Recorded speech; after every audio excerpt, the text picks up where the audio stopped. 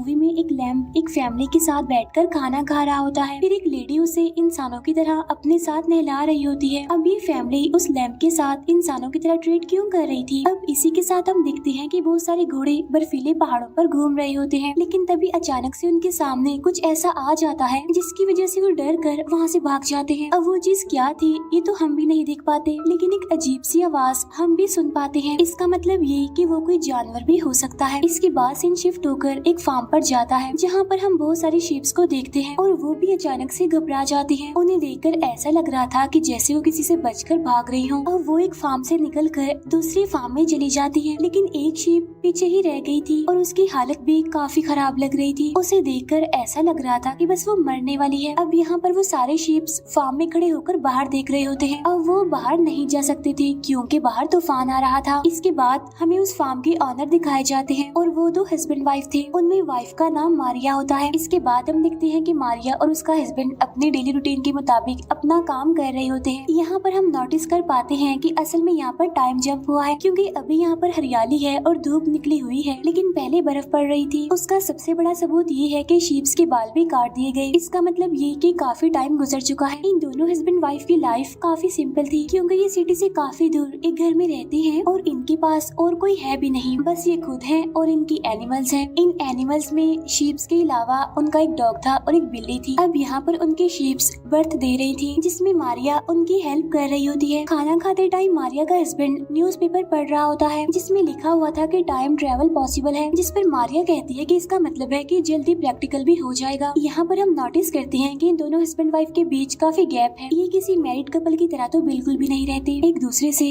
ज्यादा बात भी नहीं करते, हंसना तो बहुत दूर की बात है और सोते भी एक दूसरे से अलग अलग है। इसकी वजह ये है कि इनकी एक बेटी होने वाली थी जिसका नाम इन्होंने आडा रखना था, लेकिन वो बच्ची पैदा होते ही मर गई और तभी से इन दोनों के बीच गैप आ गया क्योंकि एक तो उनकी लाइफ पहले ही सैड थी और एक खुशी जो आने वाली थी वो दुख में बदल गई। अब जो नए लैम्स होते हैं उनकी ये लोग मार्किंग कर रहे थे जो कि हर साल हुआ करती थी। तब मारिया कहती है कि ये साल सबसे अच्छा रहा है क्योंकि इस साल सबसे ज्यादा लैम्स पैदा हुए हैं। और जब ये दोनों बात कर रही थी तो उनका डॉग भौंकने लगता है क्योंकि उस टाइम एक शीप बर्थ दे रही थी, इसीलिए मारिया उसकी हेल्प करती है। और शीप का जो बच्चा पैदा हुआ था उसे देखकर ये लोग काफी हैरान, काफी परेशान और काफी घबराए हुए थे क्योंकि शीप का वो बच्चा इन बाकी लैम्प से अलग था। मार्किंग तो दूर की बात है, वो उसे फार्म में भी नहीं छोड़ते, वो उसे उठाकर अपने घर में ले आते हैं और अब वो उसे बिल्कुल अपने बच्चे की तरह ही पाल रहे थे। अब क्योंकि वो फीमेल थी इसीलिए ये उसका नाम आडा ही रख देते हैं, यानी जो नाम उन्होंने अपनी बेटी का डिसाइड किया था। यानी इसका मतलब ये है कि उनकी खुशी वापस आ गई। अगर दूसरे लफ्जों में कहा जाए तो उन्होंने खुशी छीन भी ली क्योंकि जो लैम्प की असली माँ थी वो काफी दुख में थी क्योंकि उसके बच्चे को उन लोगों ने छीन जो लिया था, लेकिन इस बात से उन्हें कोई भी फर्क नहीं पड़ता। वो तीनों एक साथ एक ही रूम में सो रहे थे, यानी अगर कहा जाए तो अब उनकी फैमिली पूरी हो चुकी थी। नेक्स्ट डे मारिया जब फार्म में जाती है तभी उस लैम्प की मदर यानी वो शीप काफी परेशान थी। उसे देखकर ऐसा लग रहा था कि जैसे वो मारिया से पूछ रही हो कि मेरा बच्चा कहाँ है, लेकिन अब क्योंकि वो एक जानवर था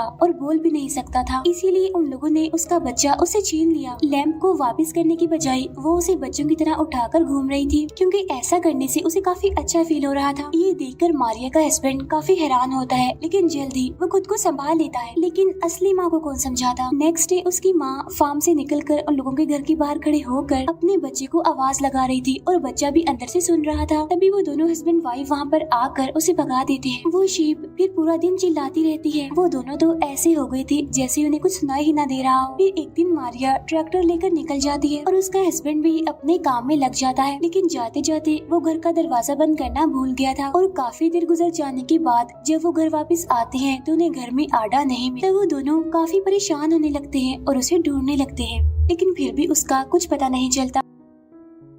अब ऐसे उसे ढूंढते हुए वो दोनों घर से काफी दूर आ जाते हैं और तब उन्हें जाकर पहाड़ों पर एडा मिल जाती है अपनी असली मदर के साथ। आडा को वहाँ पर देखकर उनकी जान में जान आती है। अगर ये लोग वहाँ पर ना पहुँचते तो वो शीप पता नहीं उस लैम्प को कहाँ ले जाती। अब यहाँ पर सवाल ये उठता है कि इस लैम्प के लिए इतना ड्रामा क्रिएट क्यों किया जा रहा है। और अब मैं आपको यहाँ पर एक शॉकिंग जानकारी देती हूँ। असल में एडा कोई आम लैम्प नहीं बल्कि वो एक हाइब्रिड था, यानी आधी भेड़ और आधी इंसान। इसीलिए दोनों हस्बैंड वाइफ उसके लिए इतना पागल हो रहे हैं क्योंकि ये उसे गॉड की तरफ से दिया गया एक गिफ्ट ही समझ रहे हैं, लेकिन उस शीप के लिए ये उसका बच्चा है। अभी भी वो शीप इनके पीछे ही आ रही थी, लेकिन मारिया उसे चिल्लाकर भगा देती है। अब उस लैम्प यानी आडा पर वो इसीलिए हक जमा रहे हैं क्योंकि वो आधी इंसान है, क्योंकि अगर ये पूरा लैम्प होता तो ये इसके साथ भी वैसा करते जैसे ये बाकियों के साथ करते हैं। इसके बाद एक बार फिर से टाइम जंप होता है जहाँ पर आडा अब बड़ी हो चुकी है और वो अपने पैरों पर भी जलने लगी है और ये दोनों भी उससे वैसे ही प्यार करती हैं जैसे पहले करते थे। इतने टाइम से ना तो कोई यहाँ पर आया और ना ही आडा को लेकर कहीं बाहर गए और इनका ये सीक्रेट अभी भी पूरी तरह से छुपा हुआ था। लेकिन आज कुछ लोग एक आदमी को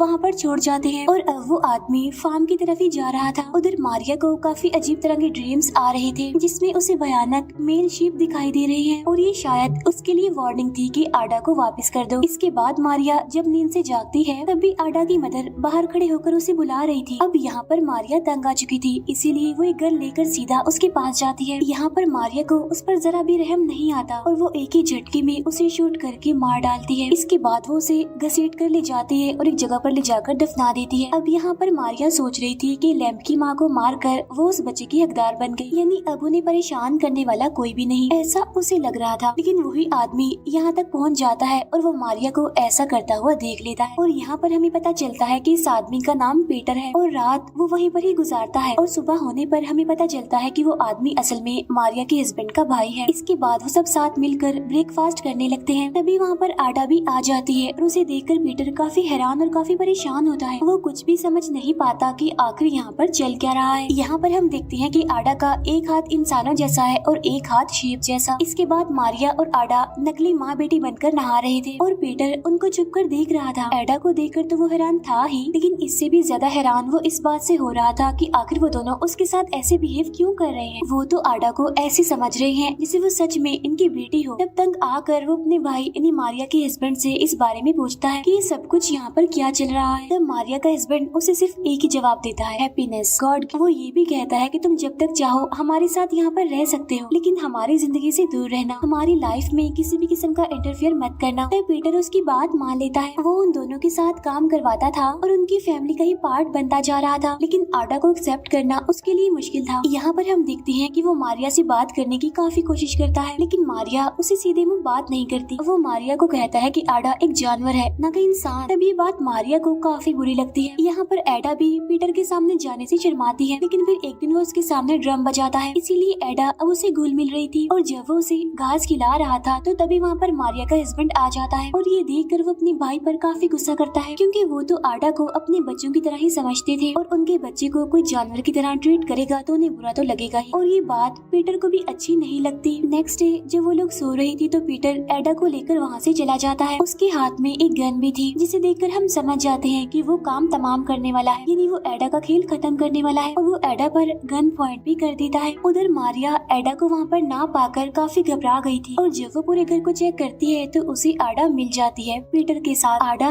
पीटर की गोद में सो रही थी, क्योंकि आडा की मासूमियत ने उसके दिल को भी पिघला दिया, इसीलिए पीटर ने उसे नहीं मारा और अब पीटर भी उनकी फैमिली का पार्ट बन गया था, क्योंकि उसने आडा को एक्सेप्ट कर लिया था। इसके बाद एक बार फिर से टाइम जंप करता है, जहाँ पर मारिया आडा को असली आडा की कब्र पर लेकर जाती है, यानी अपनी बेटी की कब्र पर। यहाँ पर पीटर भी पूरी तरह से आडा का अंकल बन चुका था। वो आडा को ट्रैक्टर में बिठाकर फिशिंग के लिए ले जाता है और घर में मारिया और उसका हस्बैंड अकेले होते हैं। और जब वो दोनों घर वापस आ रहे थे, लेकिन रास्ते में उनका ट्रैक्टर खराब हो जाता है, इसीलिए वो ट्रैक्टर को वहीं पर छोड़कर पैदल ही घर आ जाते हैं। वो सभी साथ में बैठकर टीवी देख रहे होते हैं। इस टाइम वो तीनों ही शराब की नशे में थे। इनके नाच गाने से परेशान होकर आडा घर से बाहर चली जाती है और बाहर इनका डॉग आडा को ही घूर रहा था। उसे देखकर आडा भी काफी डर जाती है और जब डॉग उसकी तरफ भागता है तो आडा जल्दी से भागकर शेड में चली जाती है। वो मिरर में अपना फेस देखती है, जो कि उसकी पेरेंट्स के साथ बिल्कुल भी नहीं मिलता।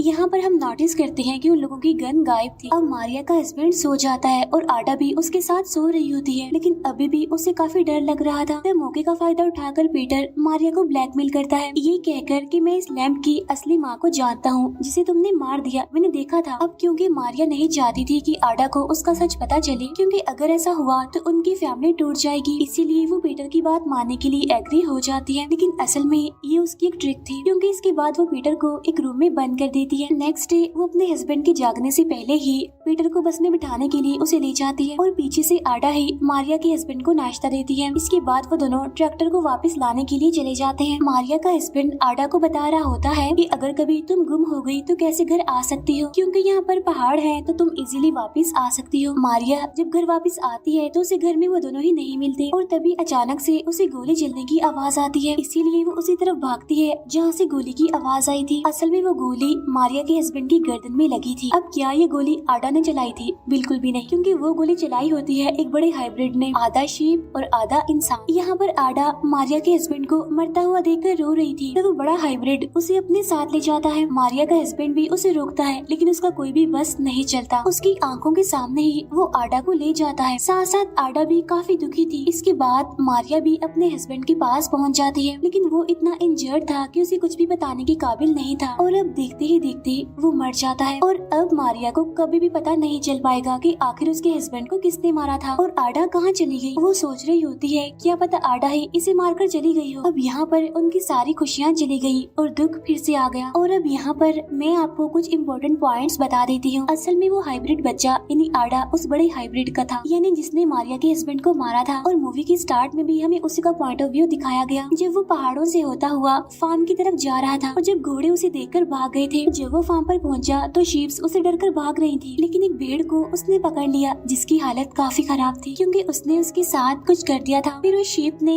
हाइब्रिड बच्चा पैदा किया जिसे गॉड गिफ्ट समझकर उन दोनों हस्बैंड वाइफ ने रख लिया। अब उसकी माँ बीच में आ रही थी इसीलिए उसे मार दिया। वो शीप यानी हाइब्रिड बच्चे की माँ उसे लेकर इसीलिए भाग रही थी क्योंकि वो जानती थी कि वो बड़ा हाइब्रिड कहाँ होगा, क्योंकि ये बच्चा उसी बड़े हाइब्रिड का था और वो उस बच्चे को उसी के पास ले जा रही थी क्योंकि वो बड़ा हाइब्रिड पहले भी यहाँ पर आता रहता था। फिर जब वो नीचे आया तो ना तो उसे बच्चा मिला और ना ही उसकी माँ। और जब बाकी भेड़ों ने उसे मारिया और उसके हस्बैंड के बारे में बताया तो इसीलिए उसने मारिया के हस्बैंड को मार दिया क्योंकि असल में उसने इस तरह से अपने बच्चे को आजाद किया। अब यहाँ पर टिट ऑफ टैट हो गया। मारिया ने उसकी माँ को मारकर उससे उसका बच्चा छीन लिया, वैसे उस हाइब्रिड ने मारिया के हस्बैंड को मारकर उसे छीन लिया। इससे हमें ये डीप मैसेज मिलता है कि अगर आप किसी भी क्रिएचर को नुकसान पहुँचाओगे तो अपनी बारी का इंतजार जरूर करना, क्योंकि जैसे वो आपके सामने बेबस है वैसे ही आप भी किसी के सामने बेबस हो सकते हो। अब यहाँ पर एक सवाल ये है कि वो बड़ा हाइब्रिड आखिर था कौन और वो कहाँ से आया था? असल में वो एक मिथिकल क्रिएचर था जो कि पहाड़ों में रहता था, क्योंकि मारिया और उसके हस्बैंड ने भी टाइम ट्रेवल की बात की थी तो क्या पता वो फ्यूचर से आया हो। और इसी के साथ ही मूवी यहीं पर एंड हो जाती है।